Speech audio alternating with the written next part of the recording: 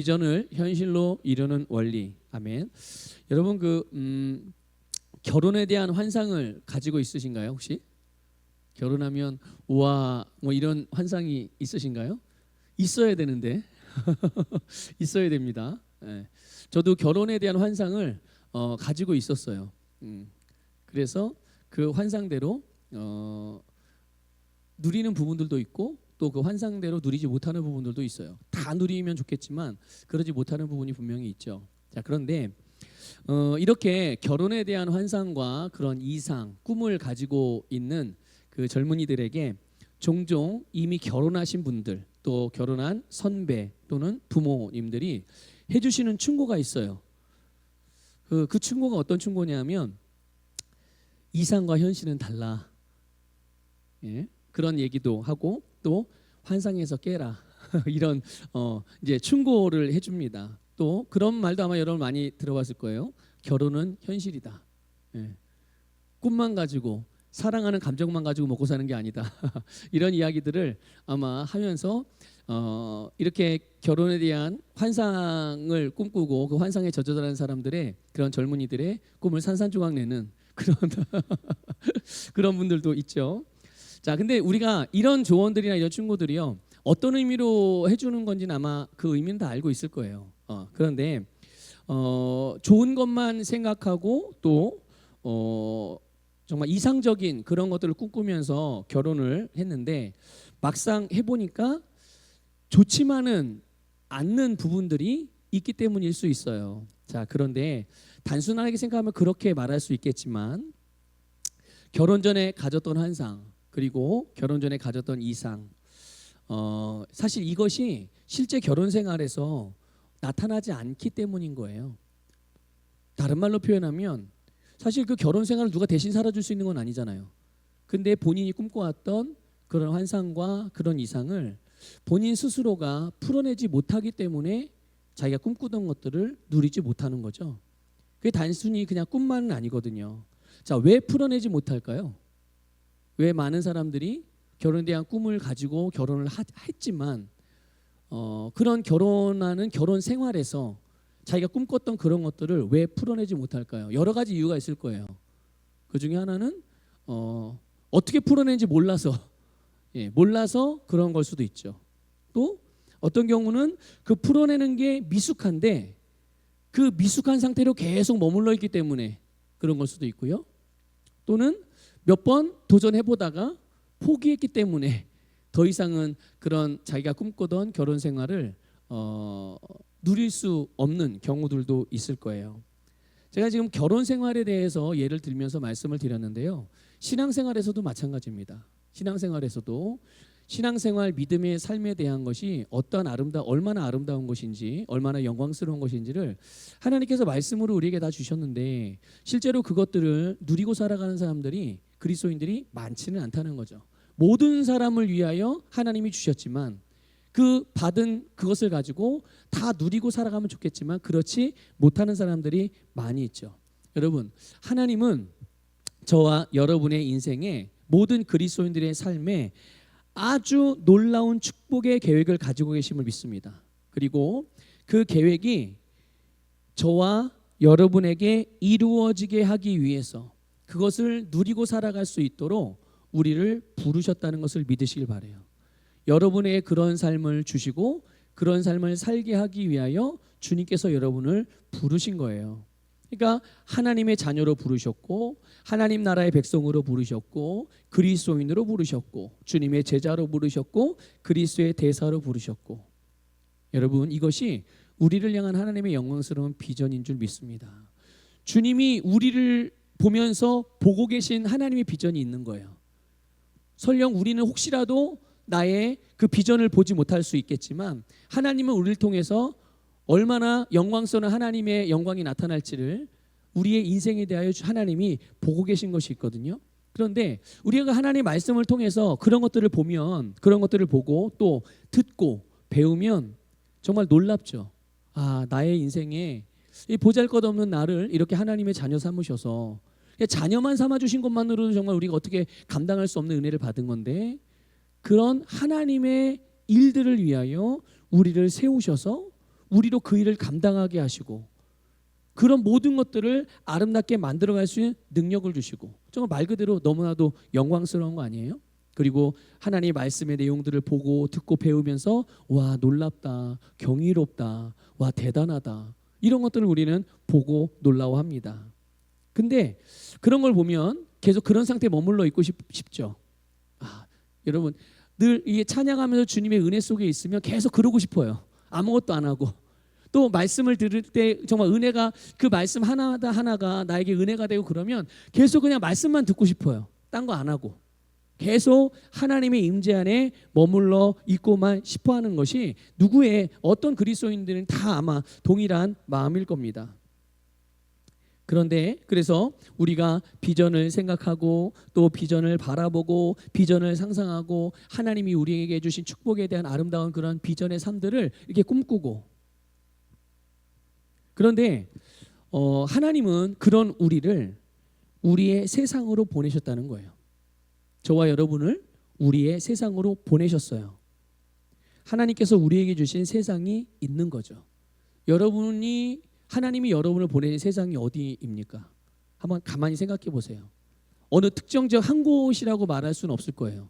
우리가 생활하는 삶의 반경이 다 다르고 또 다양하고 다 넓으니까 A라는 영역도 있는 거고 B라는 영역도 있는 거고 C라는 영역도 있는 거죠. 그래서 하나님이 나를 보내신 우리의 세상이 있는 거예요.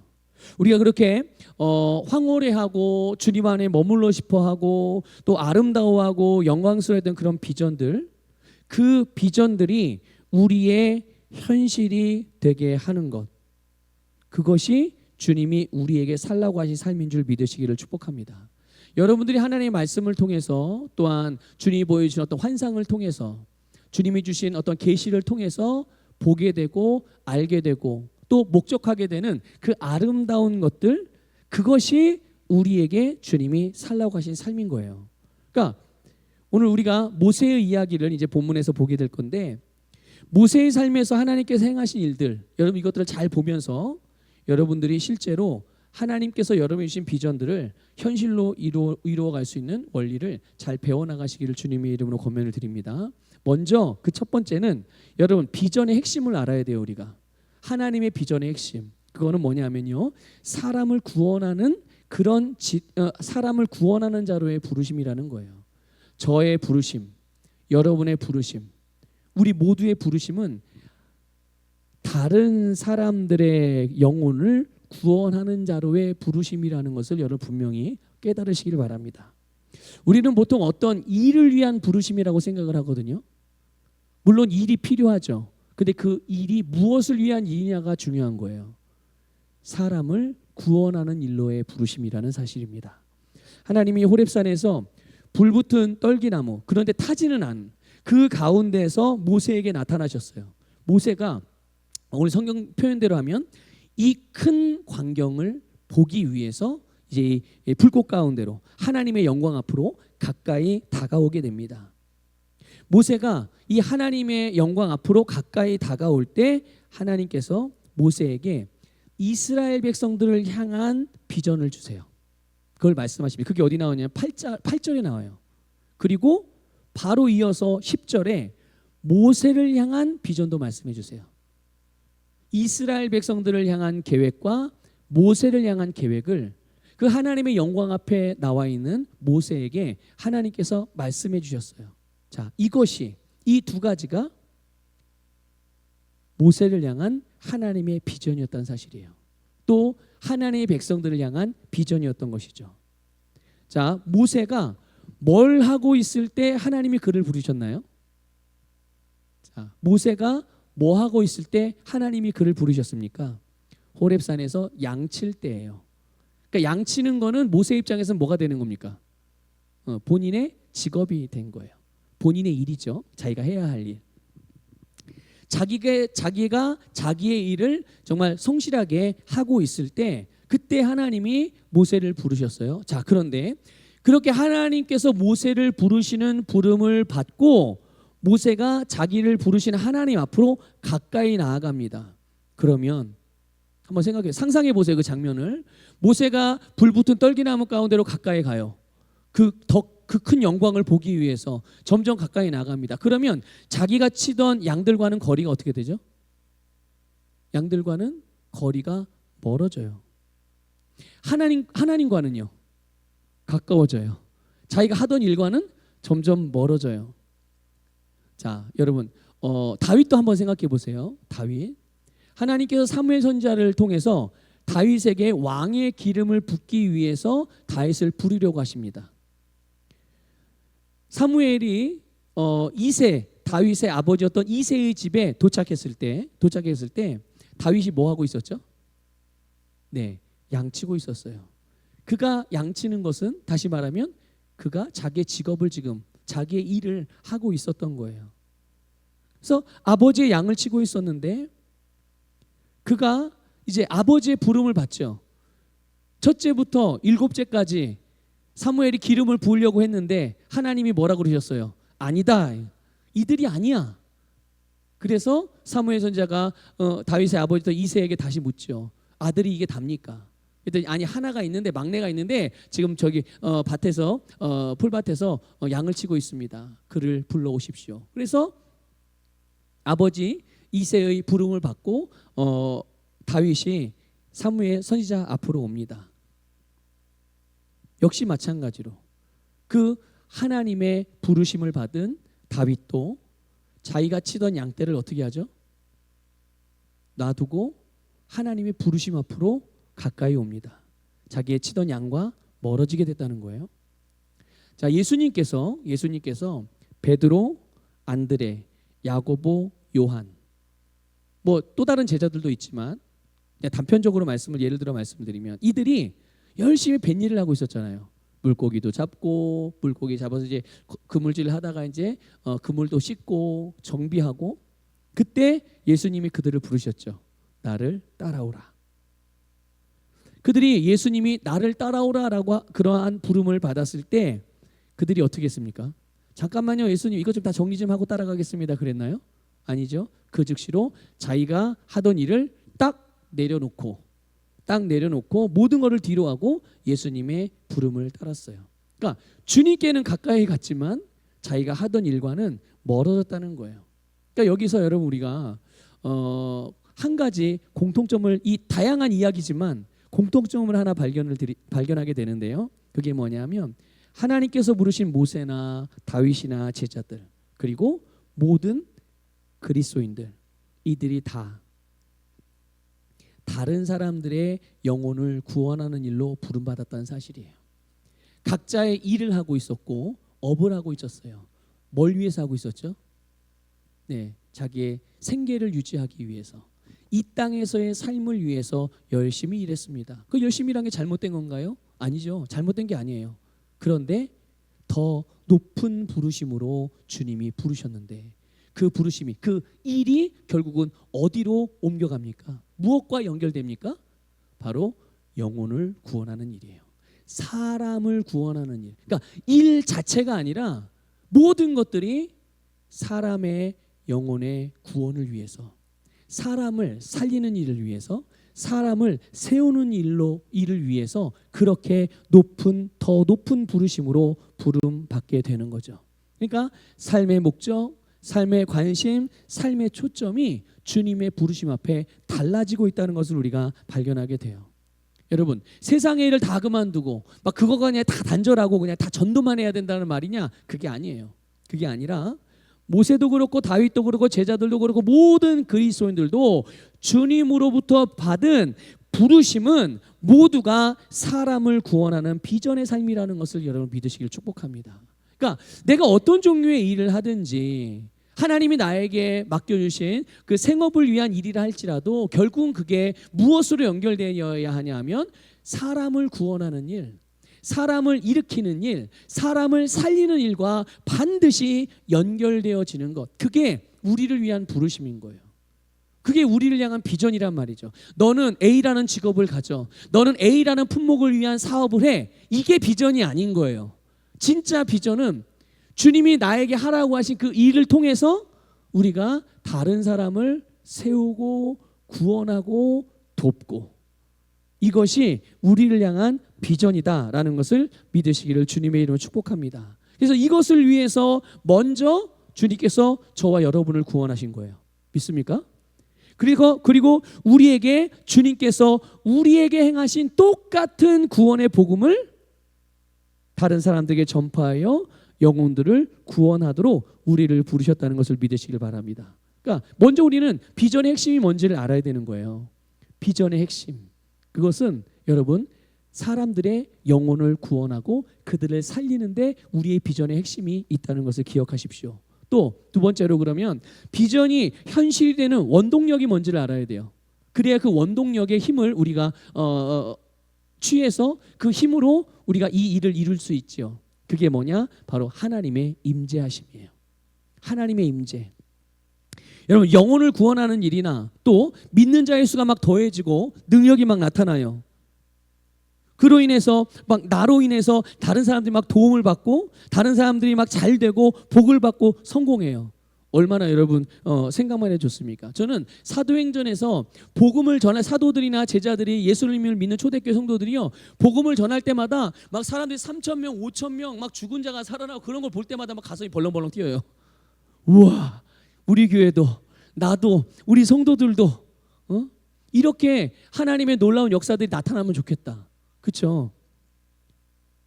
그런데 그렇게 생각하고 그걸 바라보면 너무 좋은데 그런데 막상 이거를 내가 해낼 수 있을까? 우리 교회가 해낼 수 있을까? 이런 것들을 생각하면 이 즉각적으로 긍정적인 대답이 잘 나오지 않아요. 어느 정도 시간이 필요할까? 얼마만큼의 재정이 필요할까? 얼마만큼의 능력이 필요할까? 얼마만큼의 노력이 필요할까? 어떤 종류의 사람들이 필요할까? 그러니까 이런저런 것들을 다 따져보게 돼요.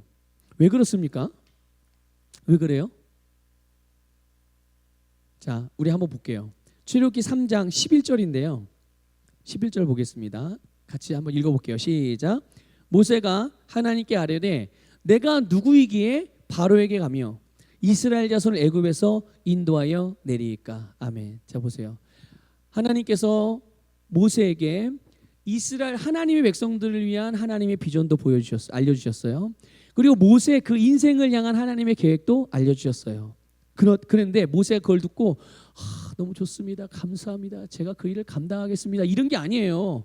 그거 좋다 이거예요. 그 앞에서 주님의 영광 앞에서 와 하나님께서 이런 대단한 계획을 세우셨구나. 그렇구나. 근데 네가 가서 네가 그 일을 해야 돼.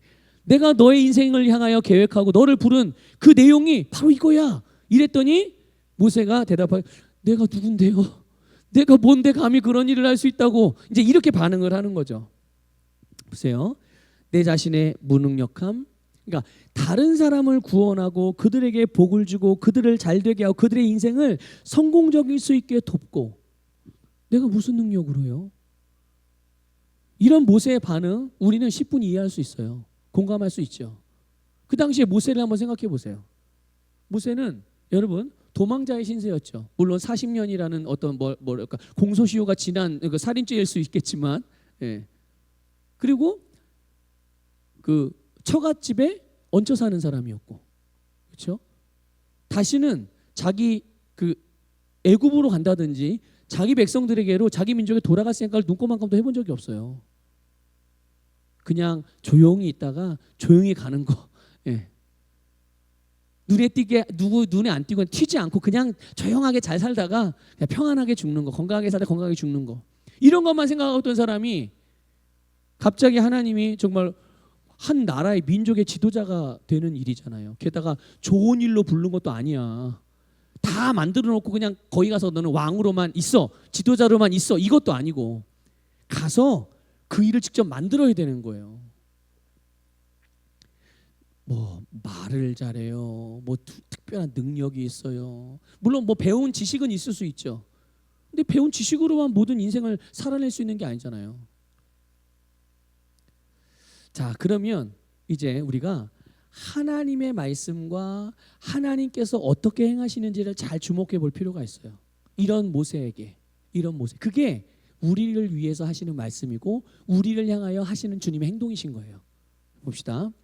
모세가 이 하나님의 부르심 앞에 딱 나갔을 때 하나님이 말씀하셨어요. 5절 볼게요. 5절 읽어볼게요. 시작. 하나님이 이르시되 이리로 가까이 오지 말라. 내가 선 곳은 거룩한 땅이니 내 발에서 신을 벗으라. 자, 네가 선 곳은 무슨 땅이라고 말해요? 네가 선 곳은 거룩한 땅이다. 자, 하나님이 지금 모세가 선 곳이 거룩한 땅이라고 말씀을 하시는 거예요. 그러니까 여기는 함부로 설 수 있는 땅이에요? 발을 디딜 수 있는 땅이에요? 없는 땅이에요? 없는 땅이라는 얘기예요. 그런데 지금 모세가 거기에 있다는 거죠. 그 자리에. 그런데 보세요. 가만히 생각해 보면 그 길은, 그 장소는 모세가 늘 왔다 갔다 했던 장소예요. 늘 지나다녔던 길이고요. 늘 양에게 풀을 먹이던 곳. 근데 왜 오늘 갑자기 이날 거룩한 땅이 된 거예요? 누가 거룩한 땅이라고 정한 거죠? 거기를? 누가 거룩한 땅으로 정한 거예요? 거기를 늘 왔다 갔다 했던 땅이고, 어제도 왔다 갔다, 그저께도 왔다 갔다, 1년 전에도 왔다 갔다, 2년 전에도 왔다 갔다, 그런 곳인데 다른 이유가 아니에요. 딱 하나밖에 없어요. 하나님의 임재. 하나님의 임재가 그 땅을 거룩하게 구별했고, 그 땅에, 그 거룩한 땅에 서 있는, 그 자리에 부름을 받고 딱 있는 순간부터 모세는 거룩하게 된 자라는 것을 믿으시기를 축복합니다. 그러니까 오늘 우리 오전에도 말씀 나눴잖아요. 모세가 이 하나님의 거룩한 영광 안에, 이 임재 안에 있는 거예요. 혼자? 아니요. 하나님과 함께. 믿습니까? 자, 출애굽기 3장 12절 볼게요. 12절 읽어보겠습니다. 시작. 하나님이 이르시되 내가 반드시 너와 함께 있으리라. 아멘. 자, 하나님께서 모세와 함께 하신답니다. 믿습니까? 지금도 함께하고 계시죠? 그 거룩한 땅에. 하나님이 임재하신 그 땅에 모세도 지금 같이 그 안에 있는 거예요. 지금도 함께 계시고, 함께 계시고, 앞으로도 계속 어떻게 하시겠다는 거예요?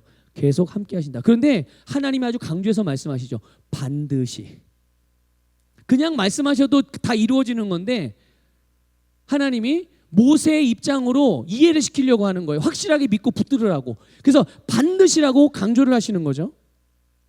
하나님의 비전, 우리를 향한 하나님의 계획과 목적이 우리의 삶의 현실에서 나타나고 이루어지는 비결은 우리에게 있는 것이 아니에요. 그 비결이 우리에게 있는 게 아니라 하나님의 임재 안에 있다는 것을 믿으시기를 축복합니다. 그렇기 때문에 우리가 할 일은 내가 어떠함을 자꾸만 달아보려고 하는 것이 아니라 하나님의 임재를 인식하는 거예요. 지금 내가 뭔가 하나님이 하라고 하신 일을 하려고 해요. 그러면 내가 이걸 할 수 있을까 없을까? 나는 뭐 반주를 잘하나? 나는 노래를 잘하나? 나는 율동을 잘하나? 나는 뭐 가르치기를 잘하나? 이걸 따질 게 아니라 지금 하나님이 나와 함께하고 있는가? 이거를 먼저 떠올려야 된다는 거예요. 그래서 이것을 먼저 인식하는 거죠. 그래서 하나님이 나와 함께 계심을 믿으시기를 축복합니다. 그것이 하나님의 비전을 이 땅에서 이루는, 이 땅에서 현실로 만들어가는 아주 중요한 비밀이에요. 고린도전서 3장 16절 같이 읽어볼게요. 시작.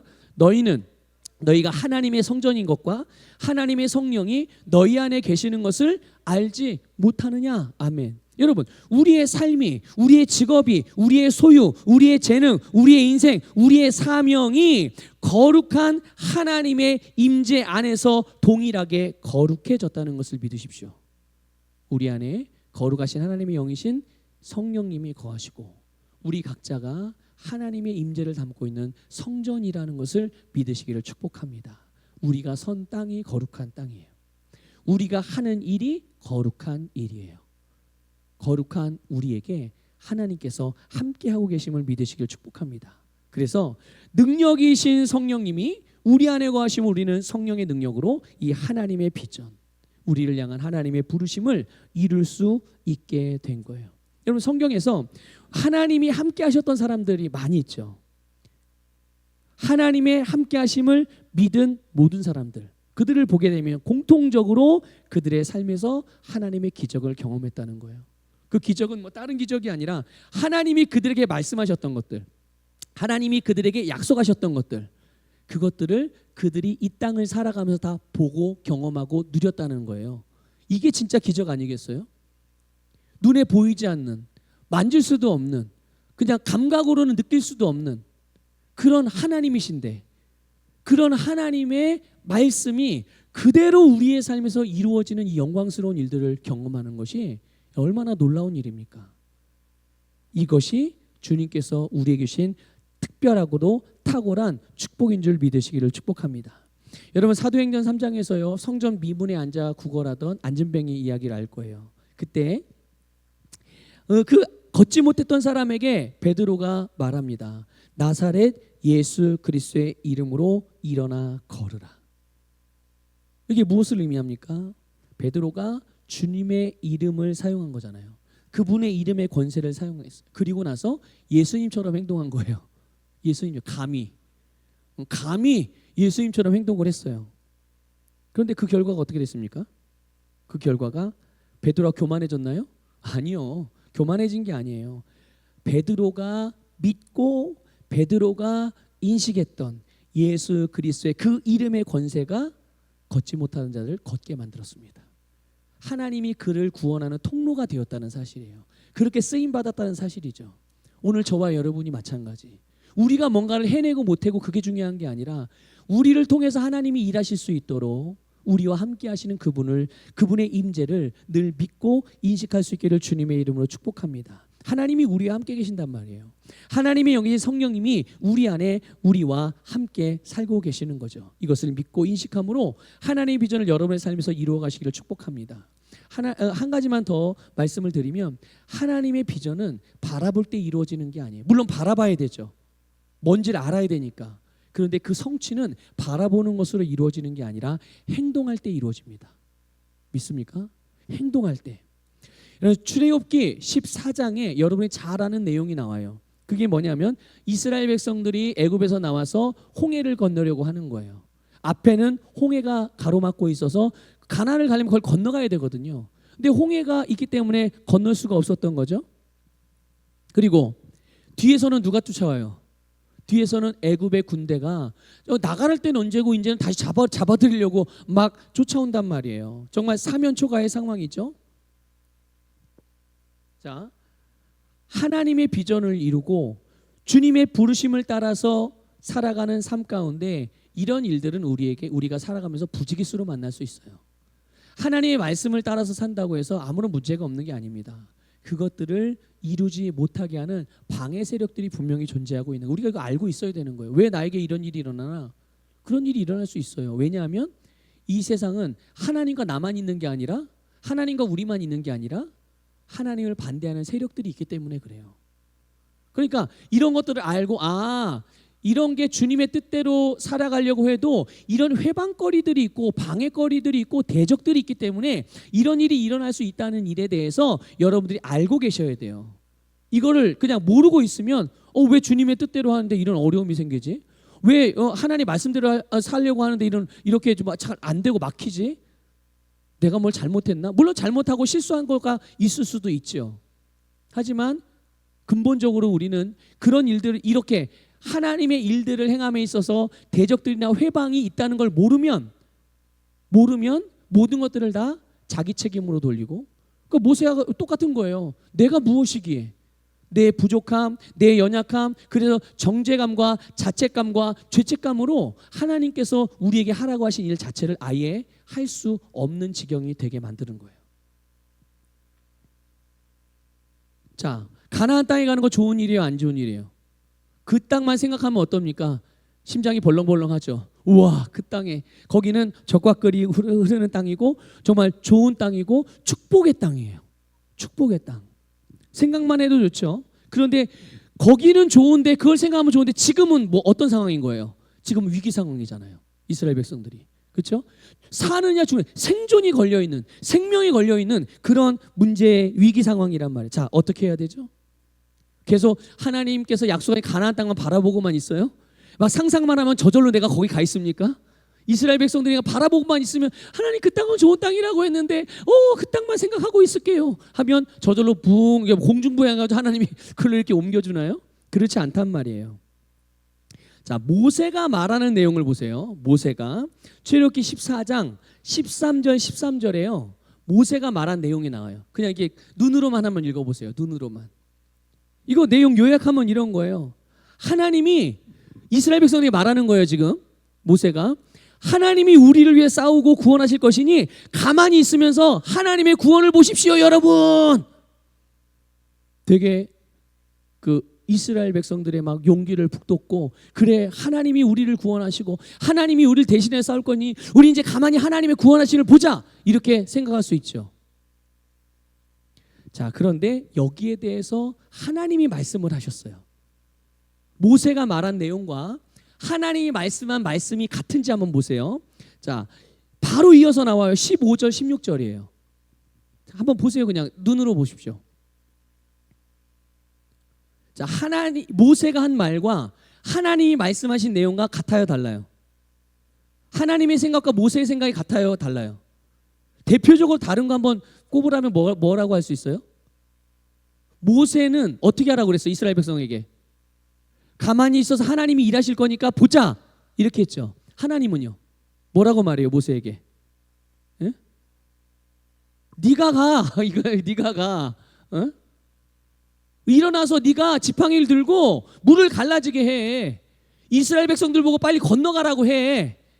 이거를 지금 하나님이 말씀하시는 거예요. 여러분, 하나님이 우리에게 원하시는 바가 있어요. 그게 뭐냐면 하나님의 생각과 내 생각이 똑같아지기를 원하시는 거예요. 하나님이 말하는 것과 내가 말하는 게 똑같아지길 원하는 거예요. 그게 하나님의 비전을 우리의 삶에서 이루어지게 하는 놀라운 비밀이기 때문에, 그리고요, 그게 바로 영적인 원리인 거예요. 지금 모세에게 하나님이 함께 하시고 또 하나님의 능력이 모세에게 위임되었다라는 하나님의 임재, 하나님의 능력을 상징하고 통로가 될 수 있는 도구를 주셨어요. 모세에게. 그게 뭘까요? 혹시 아세요? 뭐겠어요? 지팡이였어요. 지팡이. 그냥 볼 때는 빼짝 마른 그냥 두꺼운 나무 막대기 같이 보이겠지만, 그게 하나님께서 모세에게 주신 하나님의 축복과 임재와 능력의 상징이었어요. 다른 말로 표현하면 이게 하나님의 기적을 보게 되는 그런 통로, 도구가 됐던 거죠.